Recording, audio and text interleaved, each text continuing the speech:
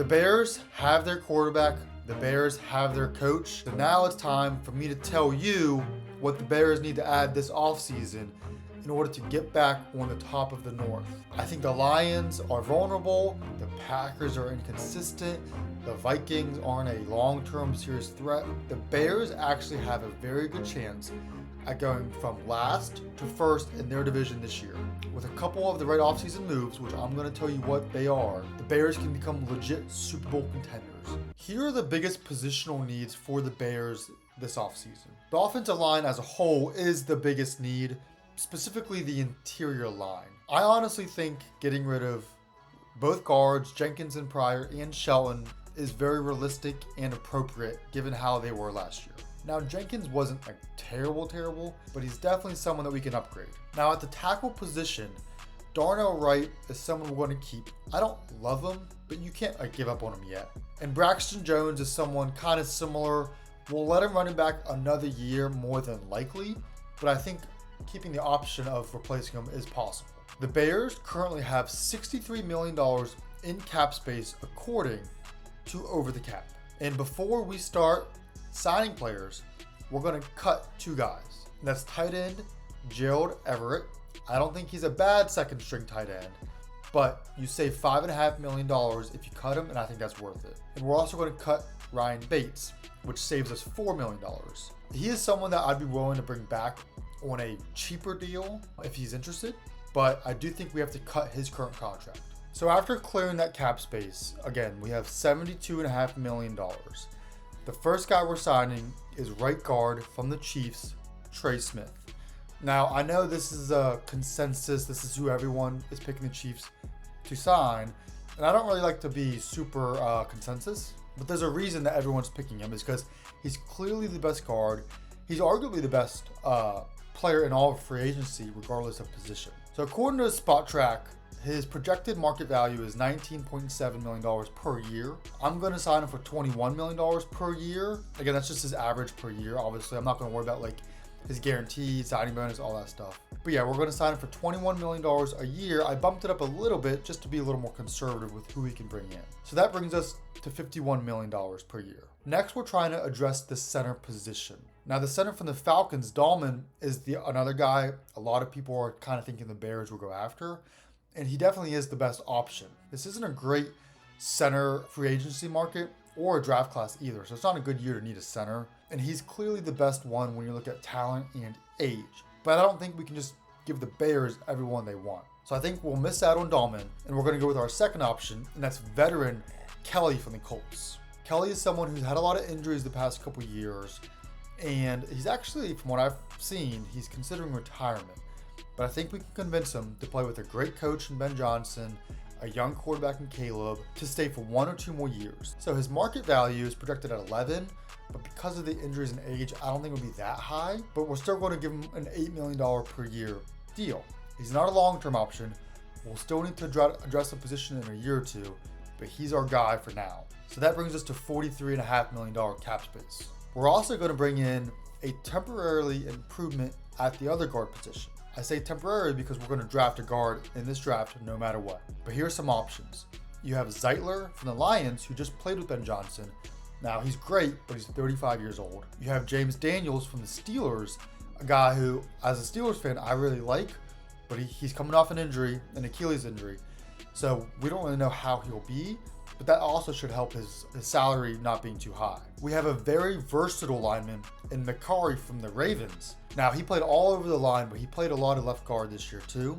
And so he'd be an interesting one because we could put him at guard, but if we needed to, we could also slide him to a tackle position. Then we have Banks, the young guard from the 49ers, who has been a little inconsistent in his career, but I do think with the right coaching staff and the right scheme, he can still be very good.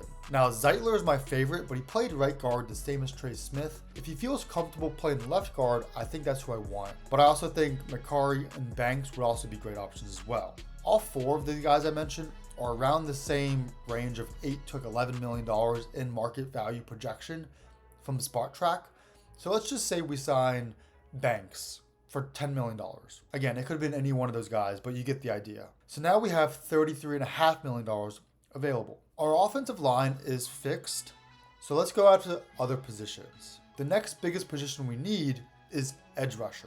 And there's a few of them out there. But I think Hassan Riddick from the Jets would be a really intriguing option as like a prove-it deal, maybe a 1 or 2 year deal for around $12 million. There's some other guys you could go after. Josh Sweat. Chase Young would be an interesting one since he played on the Saints last year, played at Dennis Allen. So he could be another like around the same price range guy, but we need to bring in a little better pass rusher to help that defensive line. After Riddick, we have about $21.5 million left. So there's a few things we can do. We definitely need to save some cap space because of we got to bring in some depth. You know, we got to fill out a roster, but you also got to consider the NFL salary cap is kind of made up. Teams always find ways to add more salary in there. So I'd love to add a second corner to our team to play opposite of Jalen Johnson. Now, Gordon, the slot corner, actually had a phenomenal year, so we can keep him a slot. But Stevenson, our other boundary corner, had a pretty rough start to his career so far. Now, he's only 2 years in, so I don't really want to just give up on him. He was a second round pick off the top of my head, if I remember correctly. So I don't think we need to break the bank for a long-term superstar corner, but maybe a vet corner that we don't need to sign for like a 4-year deal, a 2-year deal, a Carlton Davis who also played with Ben Johnson, again, because Ben Johnson clearly likes his lines connections, or even like a Stephon Gilmore, a Jonathan Jones, one of these older veteran guys that we can probably get on a less than $10 million per average, but that would still help our cornerback room a lot. After all that, we'd still probably have anywhere from like $10 to $15 million.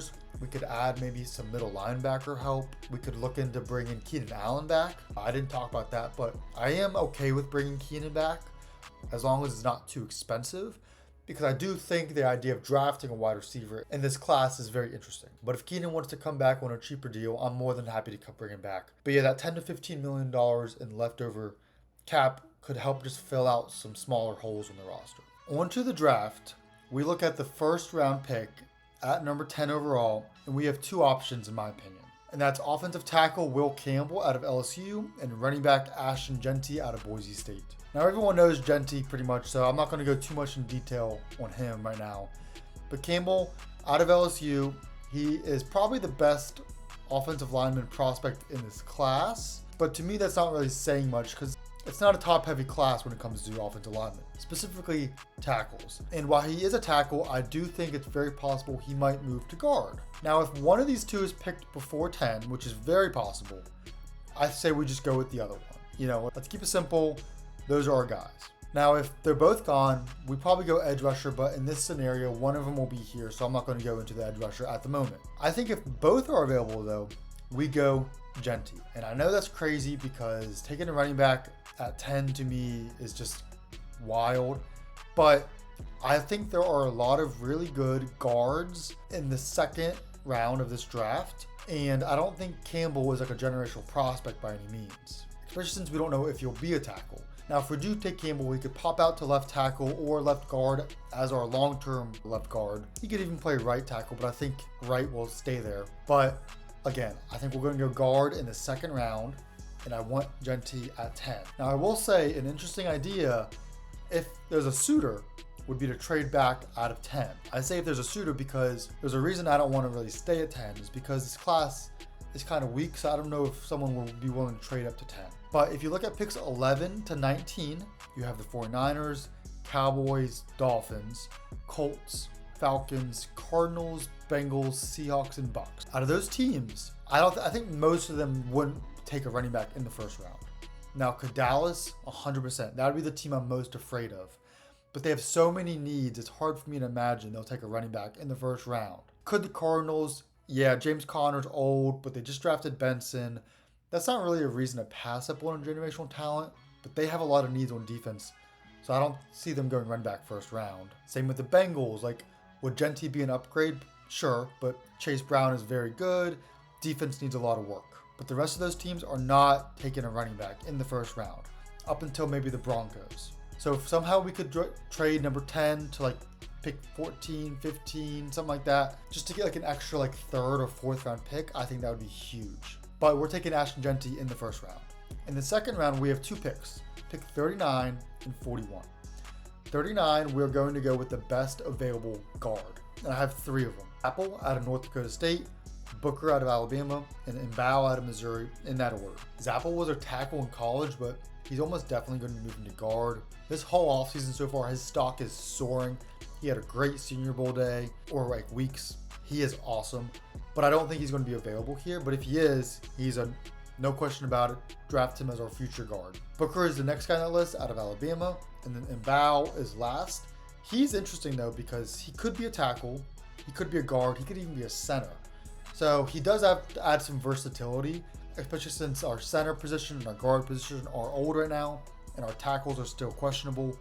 But I'd go Zappel, Booker, and Mbao. With pick 41, I would look into trading back also, maybe further back into the second round and pick up like a fourth or fifth, whatever's available. Because I think at pick 41 and the rest of the second round, there'll be multiple wide receivers that I like here. And we're going wide receiver this high thinking that we didn't bring back Keenan or that he's not going to be very valuable for very long. I have three guys I want in the second round though as our new wide receiver 3. Higgins out of Iowa State. I think he replaces Keenan's role in a similar way, but they're not similar players. But I think Higgins, because of his size and his great hands, would be a phenomenal safety valve guy. And he provides a lot of red zone threat because of how big he is. He's kind of like a Mike Evans. I'm not saying he's going to be as good as Mike Evans, but very similar, where he will be great in the red zone and he will just be great for converting third downs. He's almost like a tight end, and I think that would help Caleb out a lot. Another guy is Royal out of Utah State. Huge, big play upside. He's also a great route runner if healthy. He had his injury. We'll have to see how his recovery's coming along before how we could kind of grade him. But I like him overall a lot, but especially in this offense because I think Ben Johnson could use him a lot like Jameson Williams, who had a career year this year. And then we have Beck, the wide receiver out of TCU. If you watch the Senior Bowl, he had a crazy good day, like monster year. Kind of like Higgins, he's almost like a tight end because he was a tight end. He was a tight end at LSU, then he transferred to TCU. His contested catch rate is amazing. His yak is actually really good. He just catches everything. He is a for sure hands kind of guy. So like those three guys, if we pick them in the second round, whether we trade back or not, would all be huge values on giving Caleb and Ben Johnson some more threats outside of DJ Moore and Rome. I like the idea of taking another edge rusher. Let's say we were able to get an extra third round pick in one of our trades. Josiah Stewart out of Michigan would be someone really interesting. Quandarius Robinson out of Alabama is another guy. Both of those guys are kind of third round talents that they're not going to contribute massively right away, but we don't really need them to. Just some depth at the edge position and they could turn into something really good. Another position I think they should look at is tight end because we got rid of Gerald Everett, so we could use another tight end here. So either with our second, third round pick or fourth. If the Bowling Green tight end's available, Vanagon, he is phenomenal. I'm really high on him. I think he should be the third or second tight end taken in this draft, and I would take him probably in the second round or maybe very early third. But he is an athletic specimen.